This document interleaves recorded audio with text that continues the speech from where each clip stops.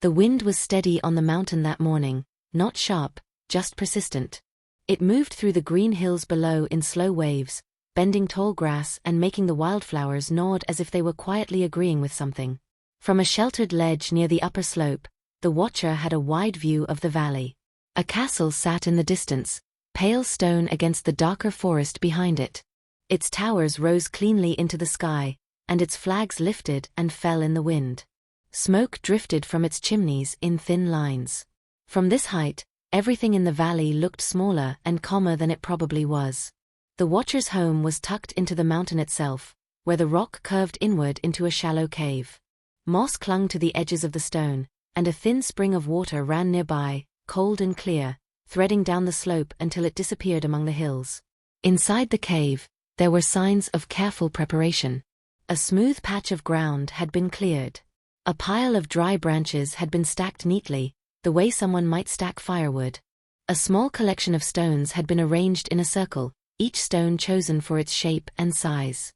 A few old pieces of metal sat on a flat rock, dull with age, not sharp, not dangerous, simply kept.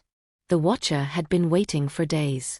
Not in the bored way people waited for a late train, but in the focused way someone waited for something important, something they were trying not to think about too loudly. The kind of waiting that made every sound feel like it might be the one. A raven passed overhead, its wings beating slow and steady. It circled once, then drifted away toward the castle. The watcher followed it with their eyes and then looked back down the valley road. There was a path that cut through the green hills, winding up toward the mountain. It was narrow and uneven, but it was the clearest route for anyone traveling from the castle to the higher slopes. The watcher kept returning to that path. They had made plans, and then remade them. They had rehearsed what they would do, and then questioned whether it would work. They had imagined the moment of arrival so many times that it had started to feel familiar, even though it had not happened yet. The valley stayed quiet. The watcher shifted on the ledge, careful and heavy in a way that suggested strength held back by patience. Their breathing was slow, deep, and warm, turning faint wisps of vapor into the morning air when they exhaled. They were not afraid exactly, but they were alert to the shape of the day. The watcher reached down and touched one of the old pieces of metal on the flat rock inside the cave. It was shaped like a bent plate, once part of something larger. A relic, maybe. A memory. It wasn't useful now, but it had a weight that mattered. "You're still early," the watcher murmured, not to anyone in particular. The words were low and rumbling, as if spoken by someone with a voice too large for a cave. Outside, the wind continued, unbothered. The watcher stepped out onto the ledge again and scanned the hills. The green slopes rolled out in soft layers, dotted with boulders and small stands of trees. In the far distance, a river caught the light and curved like a pale ribbon. The castle looked unchanged. But the watcher noticed small things. A new wagon near the outer wall. A cluster of movement near the gate. A tiny spark of sunlight off something metallic. A rider, maybe. The watcher's attention sharpened. They leaned forward, narrowing their focus on the road. At first, there was nothing but grass and stone. Then there was movement. A small shape far away, appearing around a curve in the hills. The watcher went still. The figure on the road was alone. They moved at a steady pace, climbing without rushing. The light flashed occasionally from something they carried or wore. Even from this distance, the movement had a certain intention to it, the kind that suggested someone traveling with a purpose. The watcher pulled back into the cave and began checking everything again. The dry branches were arranged properly. The stones in the circle were still in place. The spring water was still running. The old metal pieces were where they belonged. The watcher paused, then lifted a large, smooth stone and set it a few inches to the left, adjusting the circle. Then they adjusted it back, unsatisfied, and put it where it had been. They let out a slow breath. The sound filled the cave and then faded.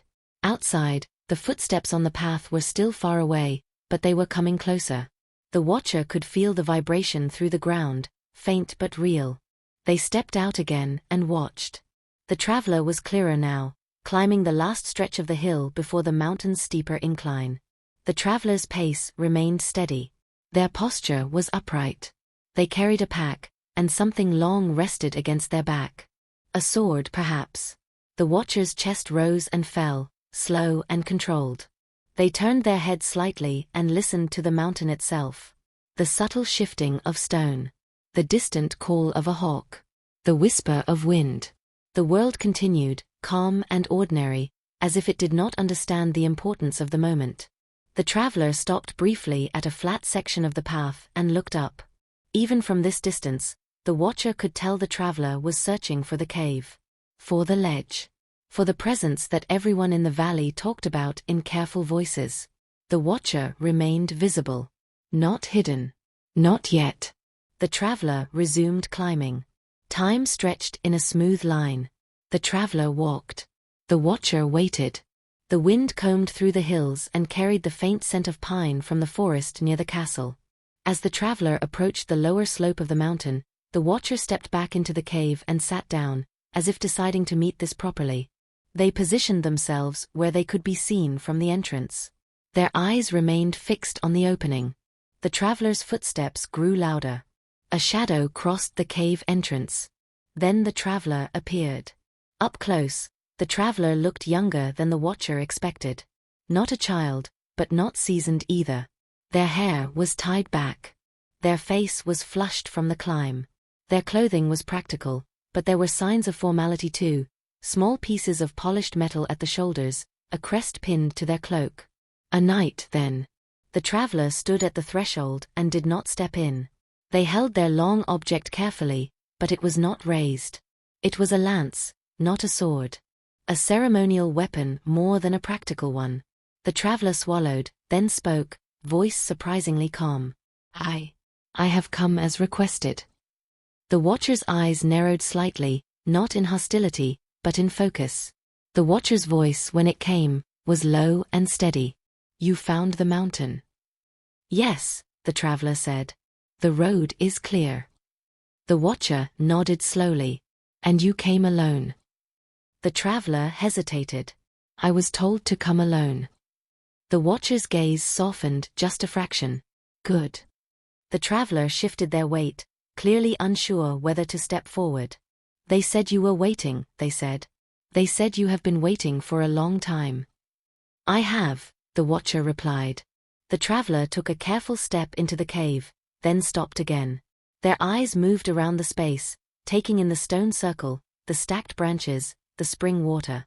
This is, the traveler began, then stopped, as if the word they wanted felt wrong.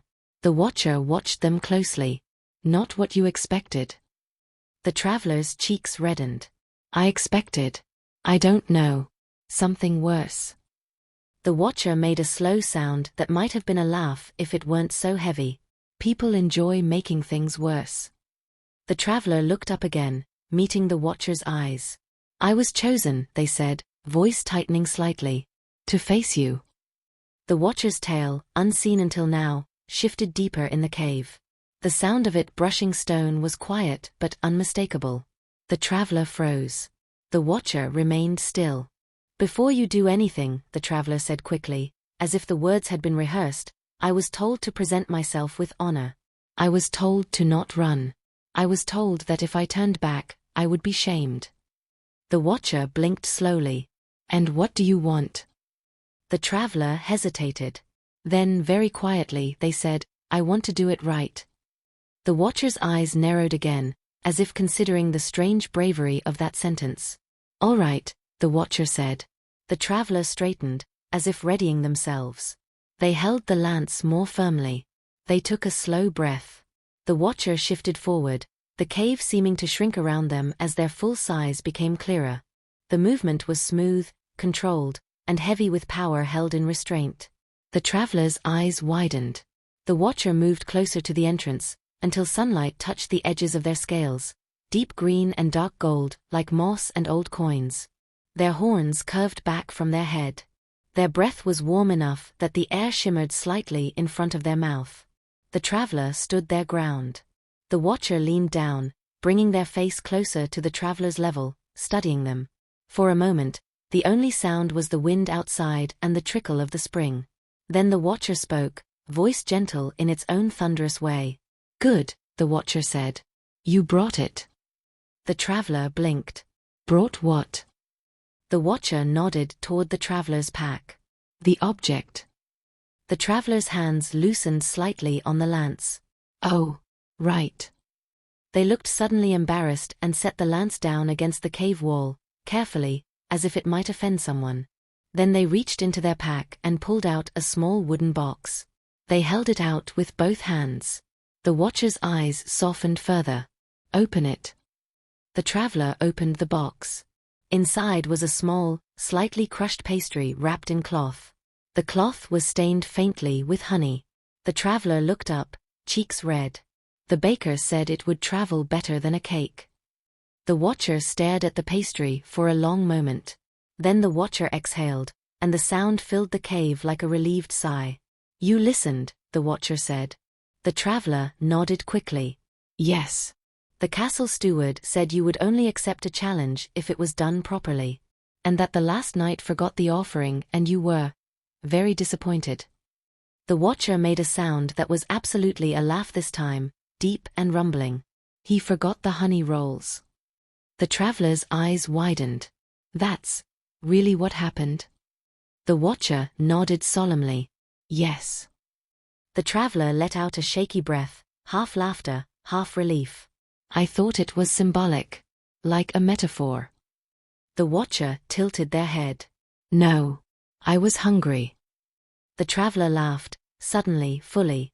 So, you're not going to fight me? The watcher blinked. Fight you? The traveler gestured vaguely. The battle. The challenge. The whole.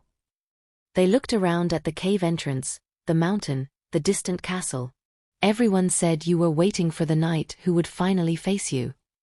The watcher's eyes gleamed with quiet amusement. I was. The traveler stared.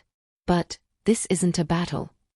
The watcher leaned closer, lowering their voice as if sharing a secret. Of course it is. The traveler froze again. The watcher lifted one claw and pointed gently at the stone circle inside the cave. The rules are simple, the watcher said. We sit there. We eat the offering. We speak of the valley. We decide whether the castle keeps sending loud people up my mountain.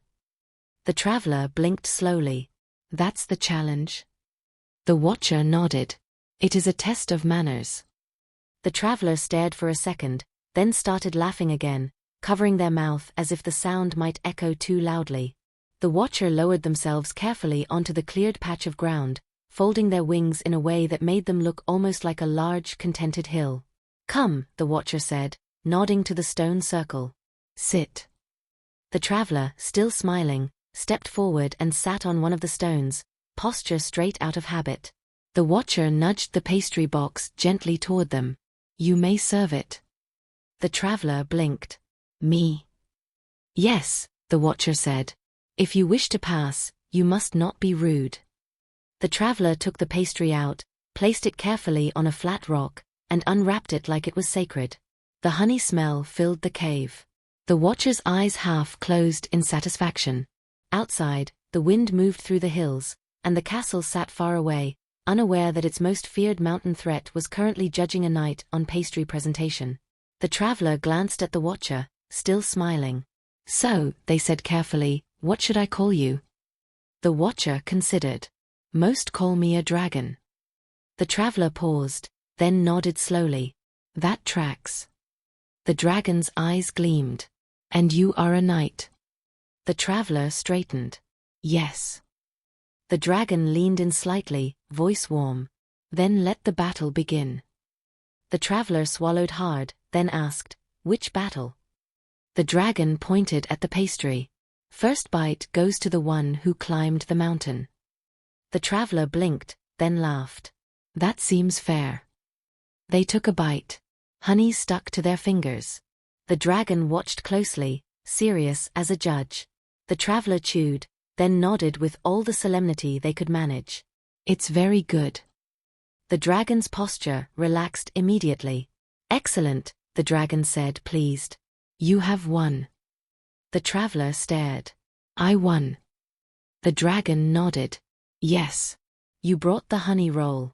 You did not scream. You did not faint. You did not insult my cave.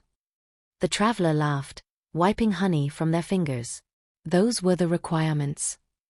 The dragon blinked, innocent. People are so dramatic. It is difficult to find someone polite. The traveler shook their head, still smiling. I can't wait to tell them. The dragon's eyes narrowed, playful now. Tell them what you like. The traveler paused. Won't they come challenge you again? The dragon leaned back, satisfied. They always do. The traveler sighed. Then what's the point? The dragon's mouth curved into something that looked suspiciously like a grin. The point, the dragon said, is that next time, maybe they will bring 2 honey rolls. And in the quiet cave on the mountain, with green hills rolling below and a castle in the distance, the most anticipated battle of the season ended with a knight licking honey off their thumb and a dragon looking deeply pleased with how ridiculous the world could be.